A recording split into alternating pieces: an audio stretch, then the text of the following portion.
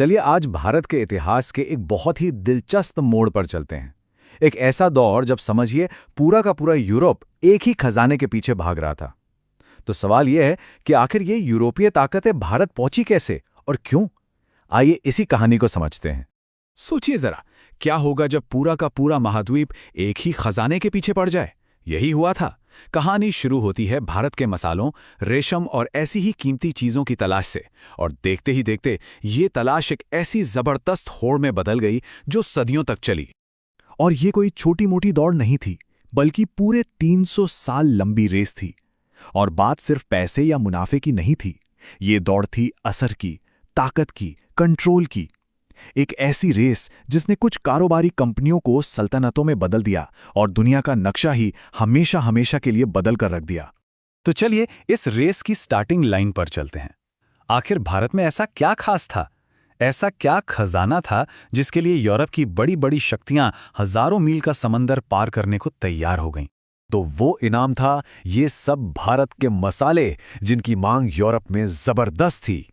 फिर था यहाँ का रेशम, बेहतरीन क्वालिटी वाला कपास और कीमती नील। सच कहूं तो यूरोप में बाजारों में इन चीजों की कीमत सोने से कम नहीं थी। मतलब सीधा सा था, जो भी देश सीधे भारत से ये माल उठा लेता, समझो उसकी तो लॉटरी लग गई। लेकिन एक बहुत बड़ी प्रॉब्लम थी। भारत पहुंचने का जो पुराना जमीनी रास्ता था, जिसे हम सिल्क रूट कहते हैं, उस पर ऑटोमन साम्राज्य का कब्जा था। और वो लोग लगाते थे भारी भरकम टैक्स। इससे सारा सौदा बहुत महंगा और मुश्किल हो जाता था। तो इसी मजबूरी ने यूरोप के लोगों को सोचने पर मजबूर किया कि भाई कोई नया सीधा समुद्री रास्ता तो खोजना ही पड़ेगा। और जानते हैं इस रेस में सबसे आगे कौन निकला? पुर्तगाली। उन्होंने वो कर दिखाया जो उनसे पहले कोई सोच भी नहीं पाया था, और बस इसी वजह से उन्हें बाकी सब पर एक जबरदस्त हेड स्टार्ट मिल गया। ये साल इतिहास में दर्ज हो गया, 1498। इसी साल पुर्तगाल का एक खोजी वास्को डी गामा पूरे अफ्रीका का चक्कर काटकर सीधा भारत के कैलिकट पोर्ट पर पहुंच गया, और बस इसी के साथ यूरोप से भारत तक का सीधा समुद्री रास्ता खुल गया। अब उनकी शुरुआती स्ट्रैटेजी बड़ी कमाल की थी, जिसे कहते हैं ब्लू वाटर पॉलिसी। इसका फंडा बहुत सिंपल था। जमीन जीतने पर ध्यान मत दो, समुंदर पर कब्जा करो। अपनी नेवी के दम पर उन्होंने पूरे हिंद महासागर के ट्रेड रूट्स पर अपना कंट्रोल जमा लिया। तो उन्होंने क्या क्या किया? उन्होंने गोवा जैसे बड़े ठिकाने पर कब्जा कर लिया। फिर एक काटा सिस्टम शुरू किया। ये एक तरह का समुद्री टोल टैक्स या लाइसेंस था। मतलब उनके परमिट के बिना कोई जहाज वहां से गुजर नहीं सकता था। लेकिन उनकी ये बादशाहत ज्यादा दिन चली नहीं, क्योंकि खेल में अब नए प्लेयर्स की एंट्री होने वाली थी। पुर्तगाल की कामयाबी देखकर तो जैसे पूरे यूरोप में हंगामा मच गया। सबको लगा कि हम क्यों पीछे रहें। और फिर क्या था? जल्द ही डच, अंग्रेज, फ्रांसीसी सब के सब इस मुनाफे की दौड़ में शामिल होने के लिए अपने जहाज लेकर निकल पड़े। ये टाइमलाइन देखिए, एकदम साफ है। सबसे पहले पुर्तगाली आए, फिर 1600 में अंग्रेज, 1602 में डच, और फिर आखिर में फ्रांसीसी भी आ गए। और इन सब का तरीका लगभग एक जैसा था। सबने अपनी अपनी ईस्ट इंडिया कंपनी बनाई ताकि व्यापार पर पूरी तरह से अपना कब्जा कर सकें। अब यहां एक मजेदार बात है। शुरू में ना सबकी पसंद अलग अलग थी। जैसे डच लोगों का पूरा फोकस इंडोनेशिया के मसाला द्वीपों पर था, वहीं दूसरी तरफ अंग्रेजों की नजर धीरे धीरे भारत के कपड़ा और नील के कारोबार पर जमती चली गई।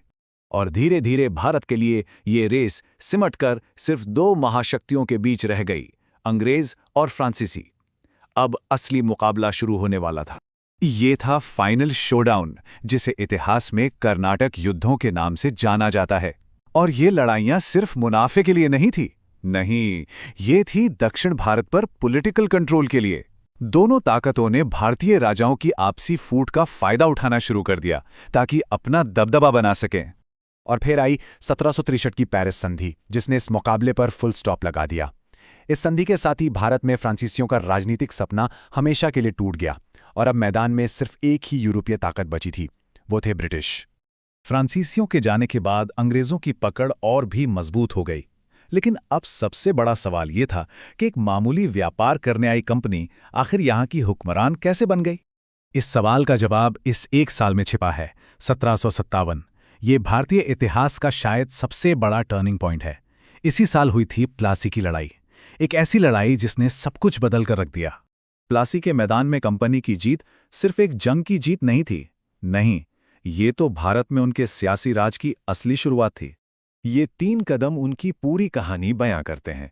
पहले आए व्यापार करने, फिर यहाँ की राजनीति में दखल दिया और आखिर में यहाँ के शासक ही बन बैठे। ट्रेड से रूल तक का सफर।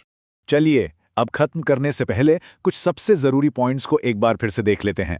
ये वो फैक्ट्स हैं जो अक्सर एग्जाम्स में भी पूछे जाते हैं। तो अगर इस पूरी कहानी का एक क्विक रिकैप चाहिए तो ये टेबल एकदम परफेक्ट है। सवाल, सबसे पहले कौन आया? जवाब, पुर्तगाली। सबसे आखिर में फ्रांसीसी। सबसे कामयाब कौन रहा? बिल्कुल, अंग्रेज। और मसालों पर किसका फोकस था? डच। और हाँ, राजनीतिक शासन किसने स्थापित किया? अंग्रेजों ने। ओके, अब एक छोटा सा सवाल आप सबके लिए। अपनी मेमोरी को टेस्ट कीजिए। 1759 में हुई बेदरा की लड़ाई में अंग्रेजों ने किस यूरोपीय ताकत को हराया था? जरा सोचिए। और सही जवाब है डच। बेदरा की इस हार ने भारत में डच पावर को करीब करीब खत्म ही कर दिया था। इसके बाद अंग्रेजों का रास्ता पूरी तरह साफ था, क्योंकि अब उनका कोई बड़ा यूरोपियन कॉम्पिटिटर बचा ही नहीं था। तो आखिर में हम क्या सीखते हैं? 1498 में जो रेस व्यापार के लिए शुरू हुई थी, वो 1757 तक आते आते शासन के लिए एक रेस बन गई। एक व्यापारी से शासक बनने का ये जो सफर है, इसे समझना आज भी इतना जरूरी क्यों है? ये कहानी हमें आर्थिक हितों और राजनीतिक ताकत के बीच की उस बारीक सी लाइन के बारे में सोचने पर मजबूर करती है, जो आज भी उतनी ही सच्ची है।